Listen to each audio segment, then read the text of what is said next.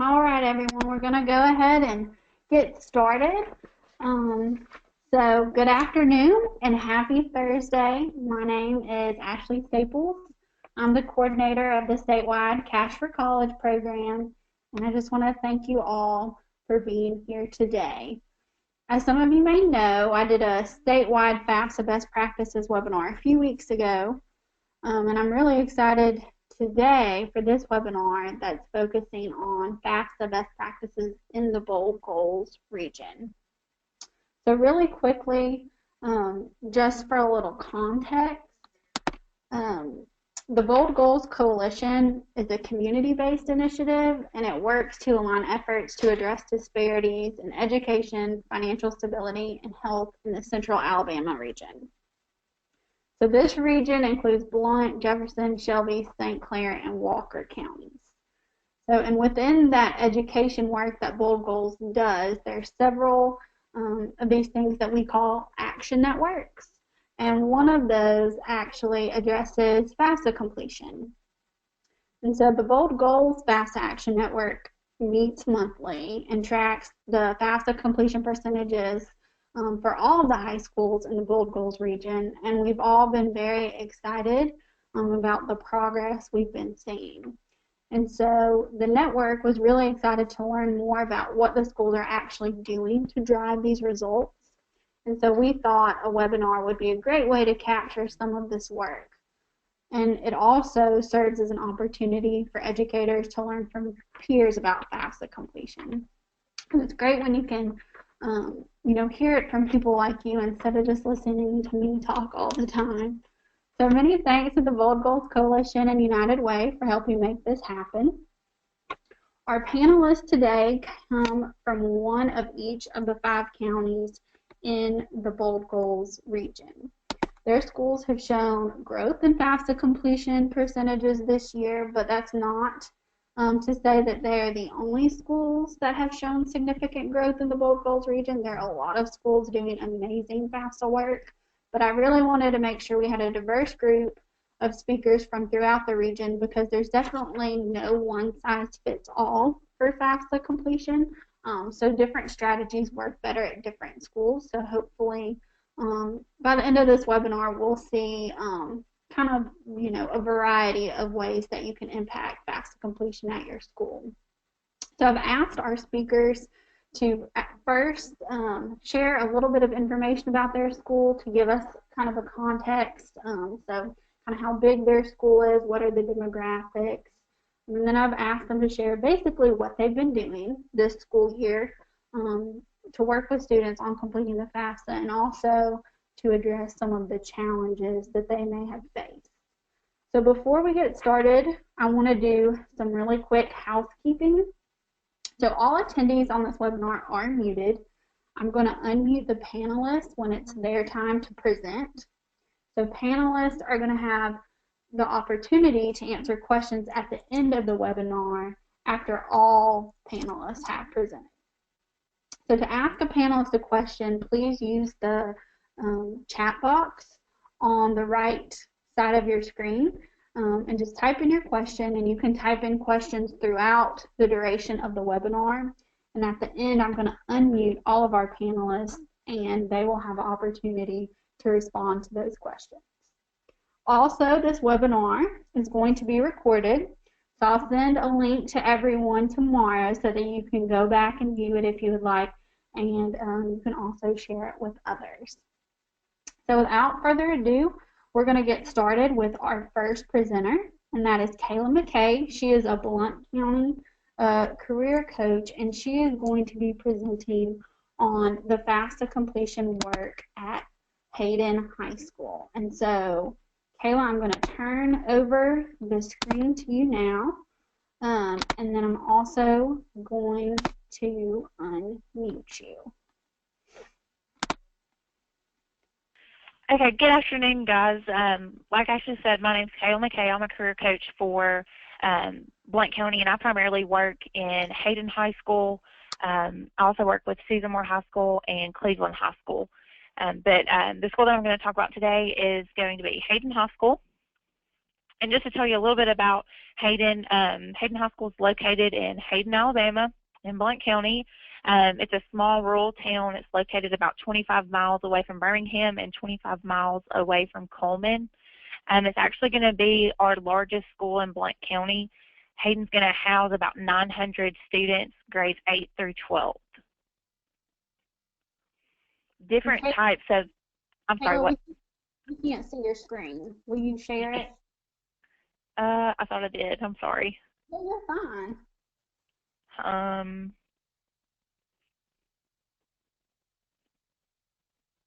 Hey, let's see. Is it shown now? Yes, we've got it. Oh, well, let me go back so y'all can see all of my slides because I worked hard on these. Okay. Here's again just the facts and figures about Hayden.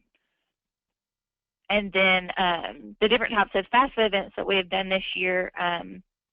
The guidance counselors and myself have worked hard to just educate our seniors on the importance of completing the FAFSA. We've gone in and done different types of presentations in classroom, but have also done a lot of one-on-one meetings with our seniors. One of the things that we've done is we've collaborated with our economics teachers to complete the Cash for College lesson plan that Ashley sent out a while ago. We worked on that just within the last 2 to 3 weeks with our seniors, and that seemed to have gone over quite well with them. And then we also scheduled FAFSA workshops, and that's where we've worked with NACE, which is also known as the North Alabama Center for Educational Excellence. We had 2 of their representatives come in and meet with our students and their parents one-on-one for 2 days during the school week. We allowed for parents to come sit in. They bring their tax documentation, and then they just kind of take over. We let the 2 FAFSA experts kind of just assist them in their completion with the FAFSA. And during those days, we were able to complete 65 FAFSAs with our students, and that's, of course, not including what seniors had done outside of those 2 workshops.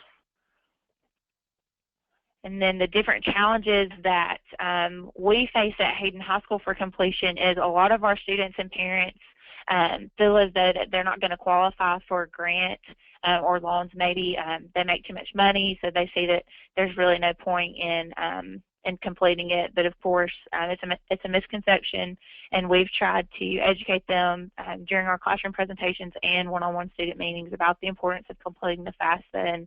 And like y'all know, the majority of the time you're required to complete that FAFSA if you're eligible for any types of scholarships at whatever institution you're looking at attending. So we make sure that they are fully aware of that. And then some other issues that occur happen to be when students do not live with the parent that has the documentation that they need to complete the FAFSA. So maybe their parent is resistant to help the student. So when it comes to that, those are going to be the 2 major challenges that we face. And then, of course, I've included our information for our resources. We use the North Alabama Center for Educational Excellence based out of Coleman, and our point of contact for that is going to be Miss Kathy Pilgrim. Anytime, she comes out, anytime we give her an email or give her a call, and she assists our students not only during those workshops, but also year-round. Anytime I have a student come and meet with me, and maybe they just have a particular question, I will give her a call, and she'll help the student. And then we also utilize Wallace State Community College and their TRIO program. Miss Timmons comes out and assists us as well, and then just the counselors and myself for the resources. And then currently we've been able to increase our FAFSA completion to 46%. That's where it's at right now. So that is just what we're doing right now to increase our FAFSA completion percentages. Thank you so much, Kayla. That was great information.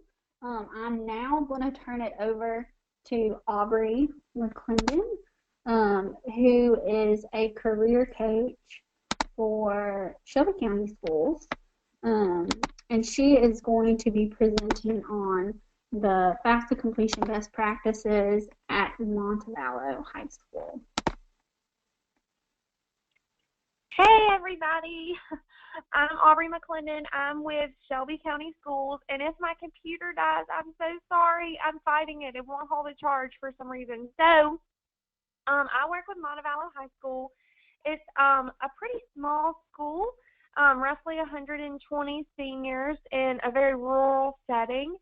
So a lot of our students have a lot of barriers, one of them being that poverty, we're a poverty-stricken area. So convincing them that college is important is sometimes challenging.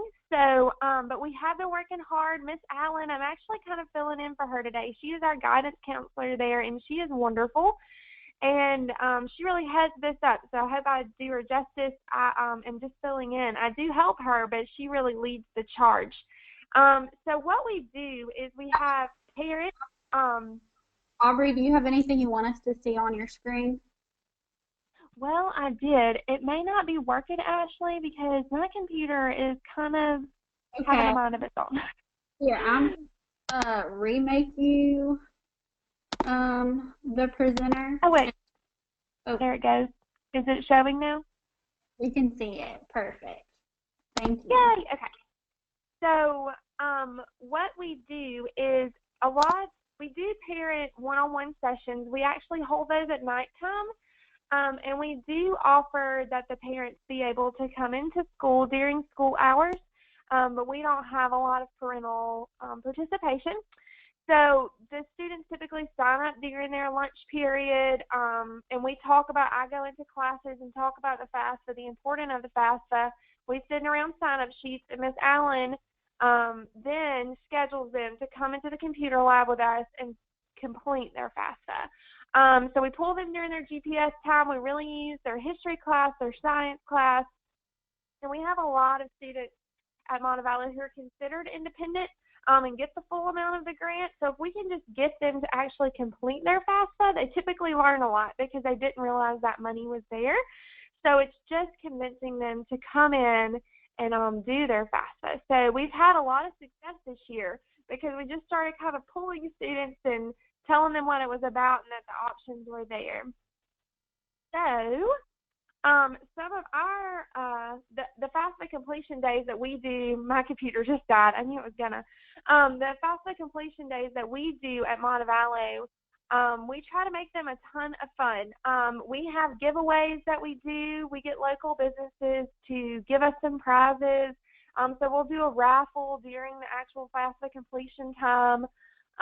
So we do that, and then of course, Bold Goals and things gave pizza this year for our students since we achieved a certain number. So that was super fun, and we make it a big party day. We try not to make it too tedious, and we have a good time with the kids. So we do at least 3 FAFSA completion days a year, and we try to hold one at nighttime for the parents as well. But we only have about 5 parents that will typically show up, so it never is super popular. But then for our barriers that we face, most of our students don't see the need because of transportation issues. How are we going to get to college? And then once we get there, most of our students work to provide just the basic needs for their family. So a lot of them won't go because they don't feel like they can work and do that at the same time. So that is some of our obstacles that we face. But our FAFSA numbers have gone up. Our students are working really hard. Miss Allen is working really hard. We partner with the University of Montevallo. They send people over to help us. Kesley comes in and helps us and brings a couple of volunteers as well. We try not to have more than 10 students in the computer lab at once, just so that we can help them. Another barrier is we have a lot of Hispanic students, so we've been bringing in translators to help fill out their FAFSAs and complete those with them. So all in all, it's been a pretty good year, and we're still working towards it. We have one more day that we'll work with our seniors before they do their senior exit interviews. So they'll have a day to complete their FAFSAs one more time with us, and of course they can sign up one-on-one to meet with me, and we can do it one-on-one if they need it. I think that's all I've got. All right, well, thank you so much, Aubrey. That was great info. No worries about the technical difficulties. We all get them. And so our next speaker is from Moody High School in St. Clair County, and that is going to be April West. And so April, I'm going to turn the presenter tools over to you. And so if you can just click share my screen. Okay. Is it showing to y'all? Yes, we've got you. Okay. My name's April West. I'm one of the counselors at Moody High School. We're in St. Clair County, which is a growing area right outside of Birmingham. We are the largest city in our school system. We have about 700 students in grades 9 through 12. Some of the challenges that we have are very similar to the other panelists that have already spoken. We have a large number of students who will be the first person in their family to graduate from high school and or the first person in their family to attend college. So we are educating our parents about financial aid at the same time that we're educating our students. I think we have our free and reduced lunch rate for this year is about 45%. So we do have a decent poverty level as far as the students who are going to qualify. One of the big challenges that we have with our kids is them waiting to the last minute to complete their FAFSA, and they feel like maybe that they weren't going to need it or they weren't going to go, and even though we try to tell them it's better to go ahead and do it early, we kind of fight that battle getting them to meet those priority deadlines and make sure they qualify for as much money as possible. We try to take a pretty multifaceted approach to our financial aid education to give our students and our parents as much exposure as we can. With the changes in the FAFSA dates this year, we moved our calendar up like most all of you have done and held the events in conjunction with College Application Week. So we usually do a financial aid night. We have a system for doing FSA ID requests, a FAFSA workshop, events at other locations, and then we follow up with students with special situations.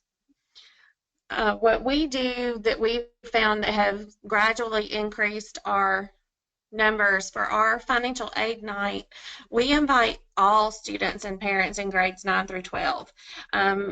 We definitely emphasize the urgency for seniors, but we always tell everybody it's never too early to start planning for the underclassmen.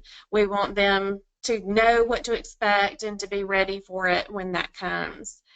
Of course, trying to avoid conflict with other school events so that we have as much participation as possible. And then we like to use an outside presenter. We know that the parents and the students, even if we could give the exact same information, they feel like if it's someone from the college or university level that they have a stronger sense of authority and knowledge than we do. And I do like it when the families with special situations, they have a chance to ask questions directly of that person. And also getting the presenter to send us a copy of the presentation so that we can post it on our website has been helpful. We really encourage our students to complete the FSA IDs ahead of time before they're ready to file the FAFSA. We make sure we let them know that they're going to need a permanent email address and that their parent is going to need a different one. Like most of you, I'm sure that you have the parents that want to control everything and they think they're going to be able to use the same email address as their student, and we make sure that they know that that's going to have to be separate. We use our primarily our government and economics teachers, but at some schools English might work just as well.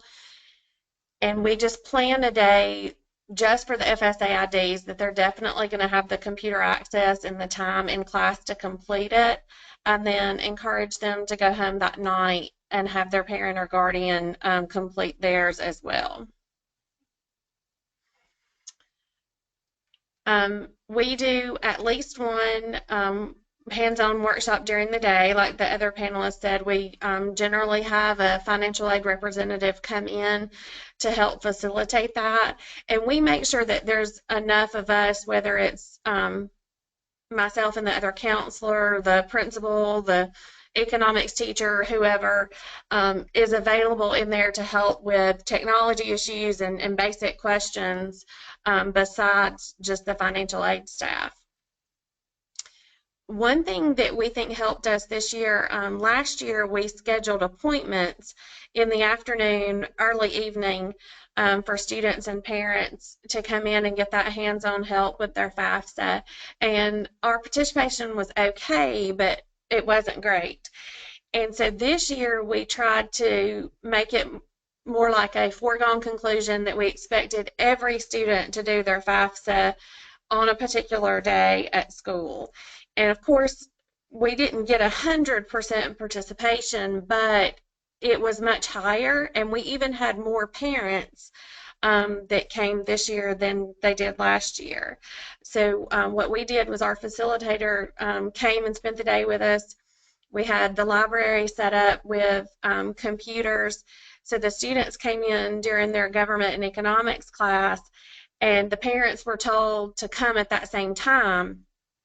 And they were able to complete the FAFSA and get their questions answered. So for us, even though you would think it would be more inconvenient for the parents, it may have just been the pool that we have this year, but we had a higher participation doing that than we did scheduling the appointments.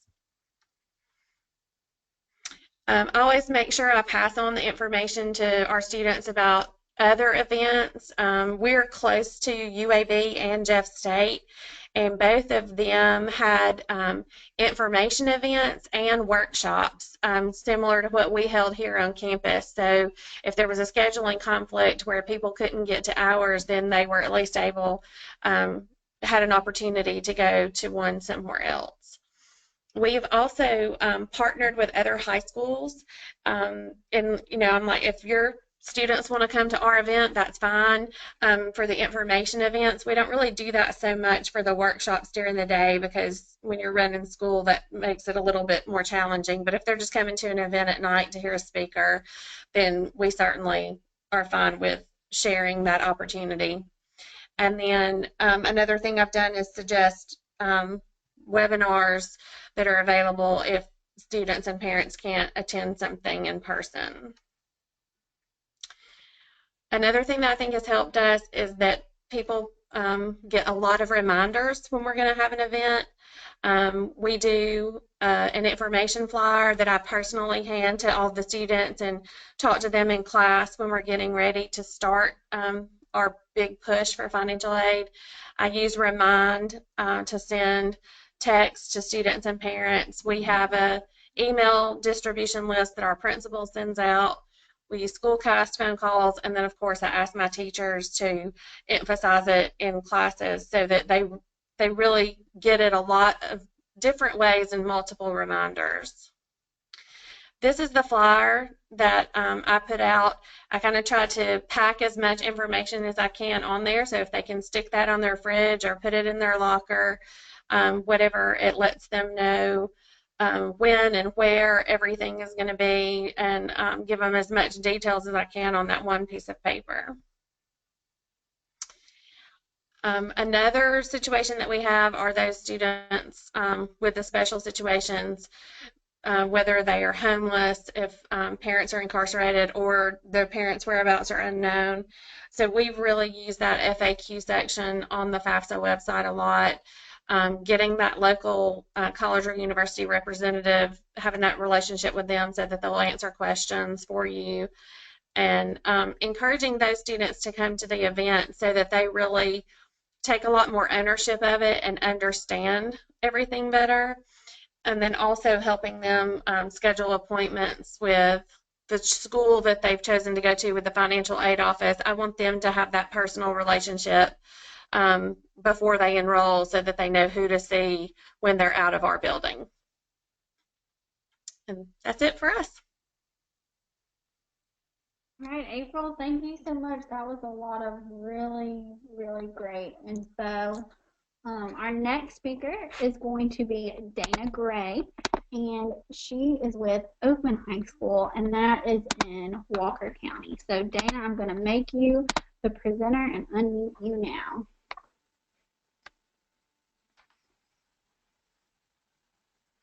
Okay, can everybody see me? Yes, we can see you and hear you. Great. Good afternoon. I am Dana Gray. I am the counselor at Oakman High School. We have grades 9 through 12, and we have about 393 students. We're located in Walker County, which is a rural setting, and the senior class that I work with has 93 students. We have a pretty high percentage of our students that are in free and reduced lunch, 60%. So for our school, the need for financial aid is pretty high. In order to help with the process, we begin very early. I take the first 2 weeks of school and go into the senior economics and English classes, and we give out some information that Wells Fargo puts together for us for free. It's the Planning for College workbook and the financial aid steps for paying for college. And so a lot of our problem is kids don't understand the definition, the vocabulary behind financial aid and the process, and so we work to try to help define that for them so that they can understand what we're doing. And then since FAFSA opened early this year, in September, I bring the kids into the library in classroom groups, and we go ahead and set up their FSA IDs, and the parents can they can come and set up theirs. We can send information home, or if they can send the information with their kids, we work with them to help set it up right there in the workshop. And then as soon as it opens in October 1, the kids are able to go ahead and begin the application process. And these are some forms that I use, and then after they fill them out, we keep them in their senior guidance folder. In October, I worked real close with my librarian, and she blocked off a week during the school day, and the students were able to sign up for a time in small groups of 10, and that seemed to make it really easy to work with because they were such small groups. And they're able to bring their information in with or without their parents and go ahead and complete the FAFSA process. We did another week in December to give them a second opportunity to do so. I've tried this process several different ways during the day, at night, and for our community and our school, this seems to work the best. I have a great group of team members who work with me. My librarian is probably my partner in crime because she helps a lot setting this up. She's been a huge help in the process, and so she blocks off that week and allows me to host the workshop. My senior teachers, they go over announcements with the kids, and they also post events and announcements in their classroom. My coaches, they'll come to me with a list of their players saying, okay, who out of my kids hasn't applied, and they'll talk to them, and they talk to their parents, and that's a really big help. We also partner with our local community college, Bevel State, and they'll send out recruiters, and our Upward Bound director, Gina Thompson, and Kelly Harbison, our talent search coordinator, will come out and actually sit down with the kids and their parents, walk them through the process, answer any questions that they may have. So that's a really good resource that we have. We found our biggest key is just communication. I believe one of the other panelists said this, but so many of our parents, they didn't go through this process, so they don't know. So we educate them as much as we do the kids, and so we communicate through parent letters home, explaining what we're doing and why we're doing it. I use the Remind 101 app, which will send a text message to the kids and their parents if their parents sign up, letting them know what we've got going on and what we're doing. My principal works with me to do some automated school call outs to remind the parents and the kids of the events that we have going on. Because we're such a small school, we're able to develop really personal connections with these kids. We have a small senior class, and so it's a lot easier to get to know them through their senior interview and through one-on-one meetings. And, you know, parents feel free to call us and things like that. So we're able to build those connections with parents and students. And we have a belief here at Oakman High School of having an open door policy. You know, as long as my door's open, the kids know that they can come in here. And I think because they know that, they feel a lot less intimidated when it comes time to ask for help. There are so many times when I'm not available, but I've taught the students, you know, if I'm not here, my door's shut, you know, leave me a note on my door and I can get back to you as quick as possible. But, you know, there are plenty of challenges. A lot of our kids are first generation to finish high school, much less think about going to college. So some of the families, they're not exposed to what college opportunities are out there and where to get the financial support that they need to help their kid go there. They don't necessarily understand the process, how to go about that, so we educate that. For some of our students, post-secondary education is not a priority, so they don't feel the need to complete a FAFSA. A lot of them think they can go straight into a high-paying job right out of high school, and they don't understand that companies are moving to needing their certifications and needing some extra training. And so we have to talk to them about, you know, what is required to get the job that you want, and how do you get there. And we're still working to fine-tune the process, but we continue to encourage them, and we hope at the end of the day that it's enough. Thank you. Thank you so much, Dana. That was fantastic. Our next presenter, last but not least, is Megan King, and she is a career coach at Tarrant High School. So, Megan, I am going to make you the presenter and also unmute you. Well, you've got to unmute yourself, actually. You muted yourself.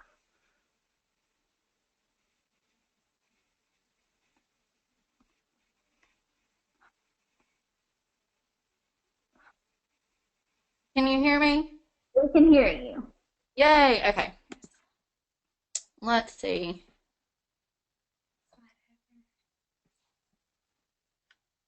Okay, can you see my screen? We can. And just really quickly, Megan's the last speaker, and so we'll do question and answers after she's done, and I'm going to unmute all of our panelists, so please feel free to use that chat box on the right to type in any more questions that you have for our presenters. All right, Megan. All right. Hey, guys. So my name is Megan King. I work in Jefferson County. I am a career coach for 3 schools, Tarrant High School, Mountain Brook High School, and Vestavia Hills High School. Today, I'm going to talk about Tarrant High School, where I'm housed at least 3 days out of the week. Tarrant High School is located in Tarrant, Alabama, but it is more, I guess you could say, commonly known as located in Birmingham. We're a very small school. We're a 2A school. We have 75 seniors and 70 with social security numbers, if that helps you at all. We're super low income, Title I school, 100% free and reduced lunch, which means that we are almost, if not 100% Pell eligible. The majority of us are Pell eligible.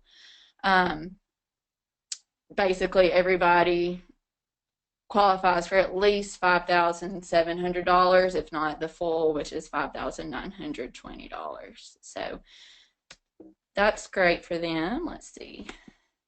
All right. For me, the events that we have put together at Tarrant have been parent nights. We have report card pickup where students and parents are required to come up to the school to pick up their report cards. And I also host special appointments with the students. I also have an open door policy for the days that I'm here. The special appointments that I have set up worked for probably October until the 1st of November. And then students began to forget to bring their necessary documents. And so now probably the most effective method that I have is bring it, and when you bring it, we'll sit down and we'll do it right then. If not that, and I'll talk about parent involvement in a moment, but probably the most effective method that I have completed is just to call the parent right then and there, link them to the IRS, link on FAFSA so we can just go ahead and get it done. Now that you all know that doesn't always work, but that has been the most effective system that I have come up with. Now this is my first year, and I hope that that's not the most effective system next year, but it has worked for us this year. Publicity flyers have gone home, and I'll show you my flyer in just a moment. Automated phone calls from our principal have gone home to parents, and then of course word of mouth. Probably the most effective publicity method has once again been sending the flyers home if they make it home, and calling them myself. I understand that students have a lot going on, especially in this area. When they go home, I am sure that FAFSA is not their first priority, and that's okay. So I completely understand that getting the parents to fill out that information sheet for me it may not make it home, and it may not come back tomorrow. So in this situation, calling them personally has been the most effective method.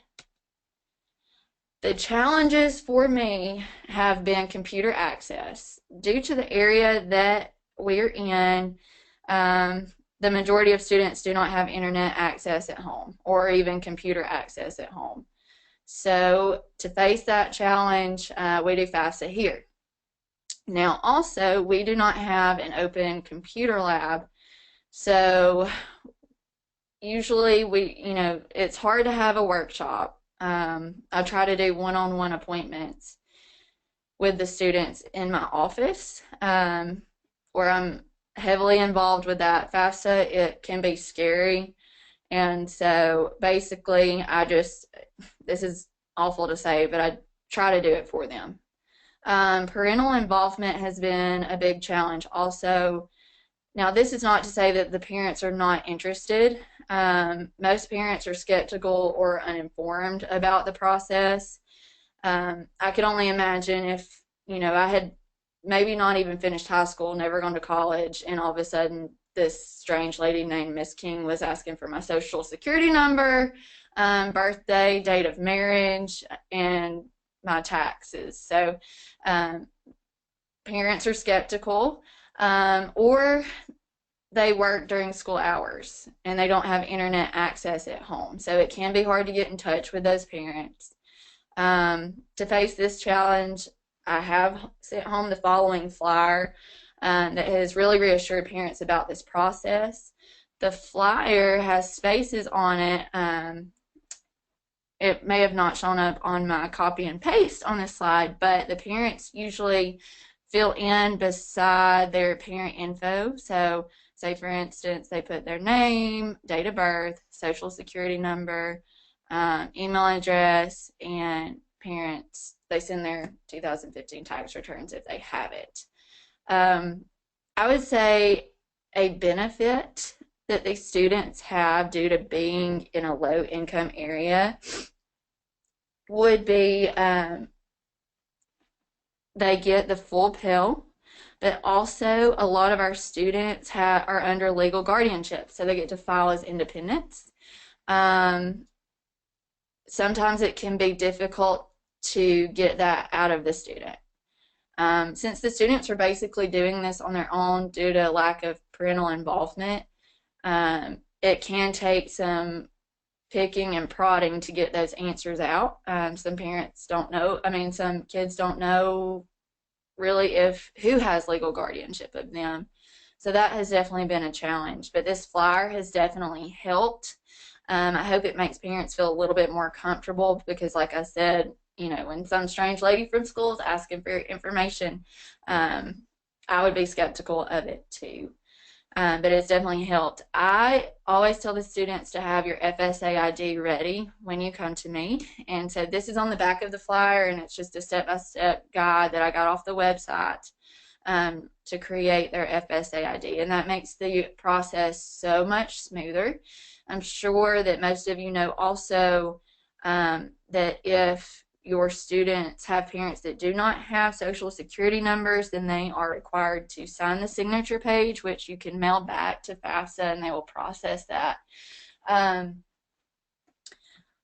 The people that we have had help us, I've had a great deal of help from the staff at Tarrant High School. It's been definitely an all-in effort, and I greatly appreciate that. College Admissions Made Possible has helped us and really extended their hands in that. Thompson Tractor and college reps from Jeff State and Sneed State have also offered their assistance. My biggest saving grace would be emailing Ashley and really researching it on the website. The website is super easy to read, super easy to use and find the answers that you need. Something that has helped us, and I know that money is usually what talks, but for some reason pizza talks for us too. So we have a pizza party for our students that have completed the goals I've had for them each semester, and it seems to really be a good incentive. So if you guys have any questions, please feel free to ask. Thus far, we've completed a great deal of FAFSA applications.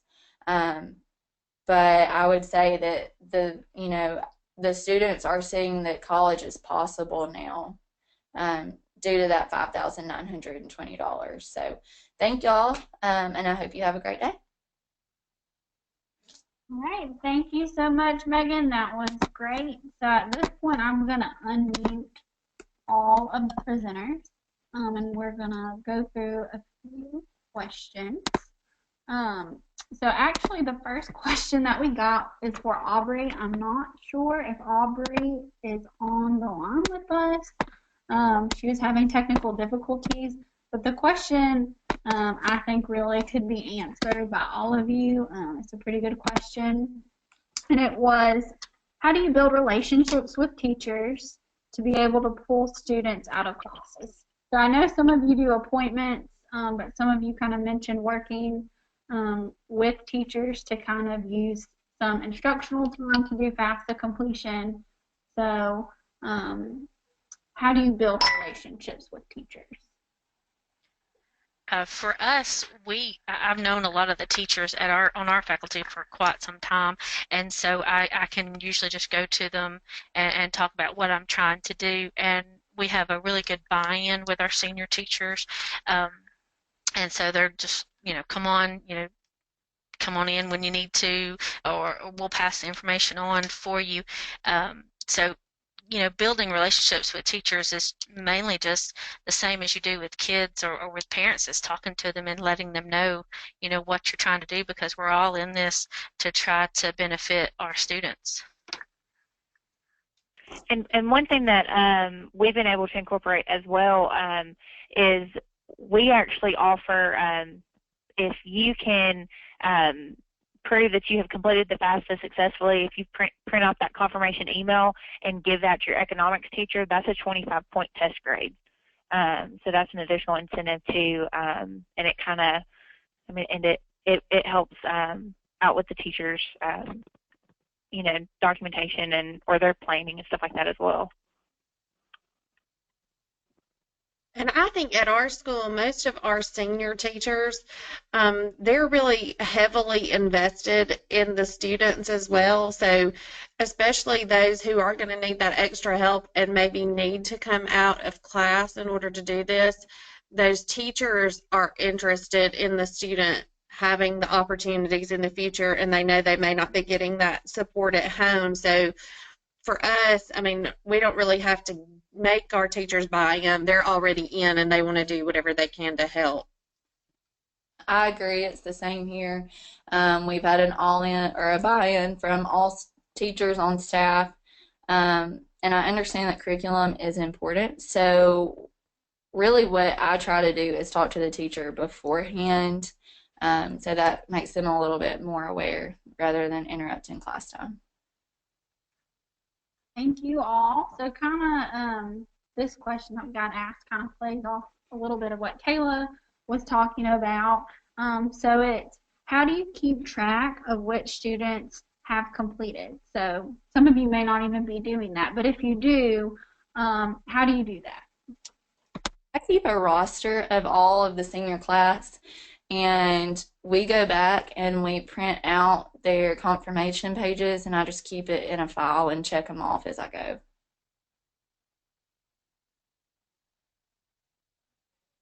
Anyone else? That sounds like a great idea.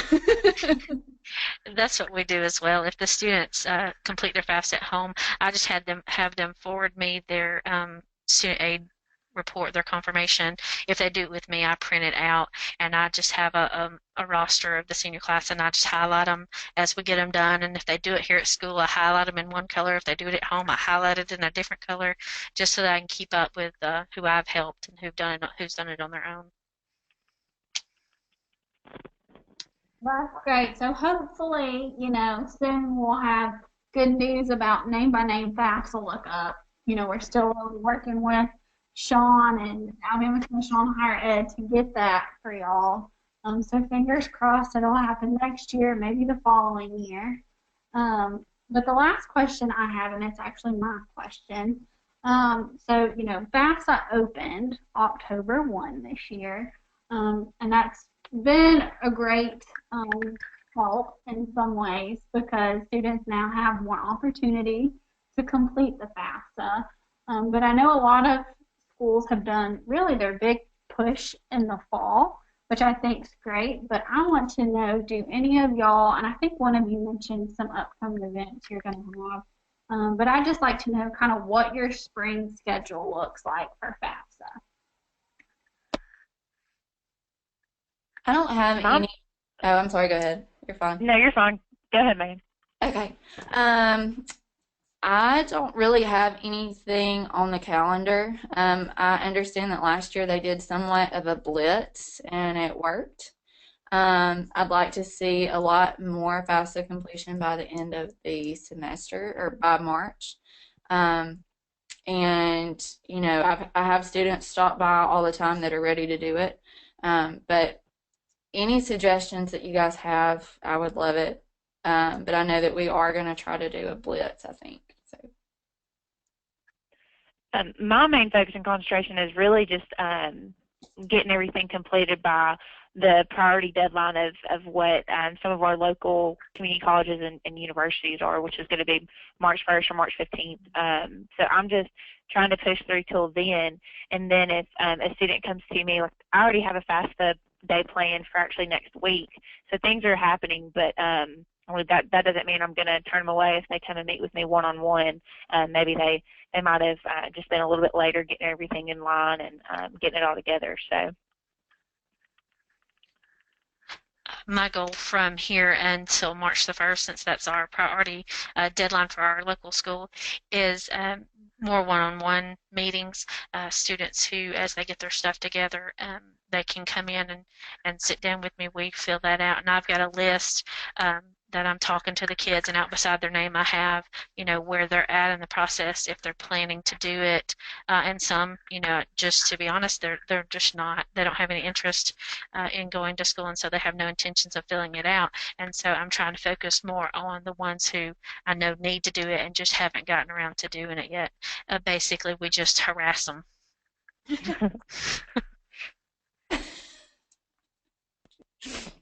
All right. So that's going to conclude the webinar. Thank you all who attended, and a special thanks to our fantastic speakers. You all were great and shared just really awesome information, and it was very thorough, which I appreciate. I do want to extend an invitation to all educators in the Bold Goals region that are watching this webinar to attend our monthly FAFSA Action Network meetings. Those take place on the second Tuesday of every month. So we meet regularly. We I think we've only ever canceled one. So we're just a bunch of folks really excited about FAFSA. And like I said, they take place on the second Tuesday of each month at 2 p.m. And it's always that same time. And they're held at the United Way of Central Alabama in downtown Birmingham. We always want to bring more educators to the table because y'all are the ones that are really doing this work. And, you know, you're the ones seeing students every day, and you've got really good perspectives that you can bring to those meetings.